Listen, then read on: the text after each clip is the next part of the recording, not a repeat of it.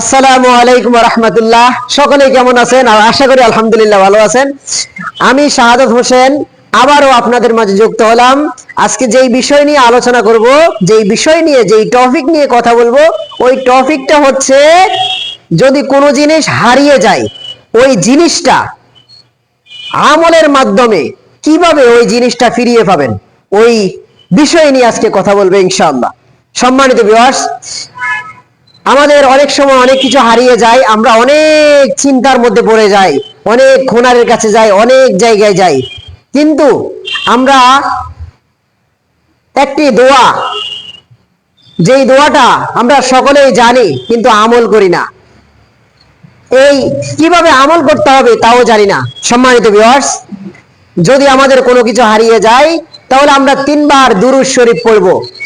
দুরূদ ইব্রাহিম কিংবা ছোট দুরূদ সাল্লাল্লাহু আলাইহি ওয়াসাল্লাম, বা যেই কোনো দুরূদ, দুরূদ উম্মি পড়তে পারেন, যেই কোনো দুরূদ তিনবার পড়বেন। প্রথমত কয়বার? তিনবার দুরূদ শরীফ পড়বেন। তারপরে পড়বেন 11 বার ইন্না লিল্লাহি ওয়া ইন্না ইলাইহি রাজিউন। ইন্না লিল্লাহি ওয়া ইন্না ইলাইহি রাজিউন পড়বেন 11 বার। তারপরে পড়বেন লা ইলাহা ইল্লা আনতা সুবহানাকা ইন্নী কুনতু মিনাজ জালিমিন।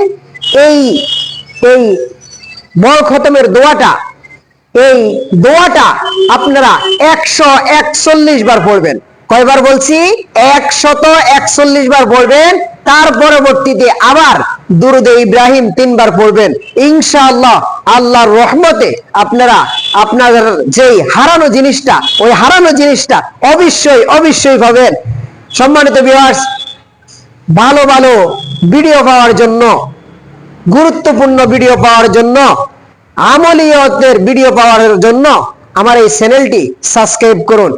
চ্যানেলের নাম RK শাহাদাত বাই 177। এই চ্যানেলটি এখনই সাবস্ক্রাইব করে রাখুন, লাইক করুন, কমেন্ট করুন, শেয়ার করুন। আবারও দেখা হচ্ছে আপনাদের মাঝে পরবর্তী ভিডিওতে। ধন্যবাদ যারা এখন পর্যন্ত ভিডিও দেখতেছেন, ধন্যবাদ, অনেক অনেক ধন্যবাদ।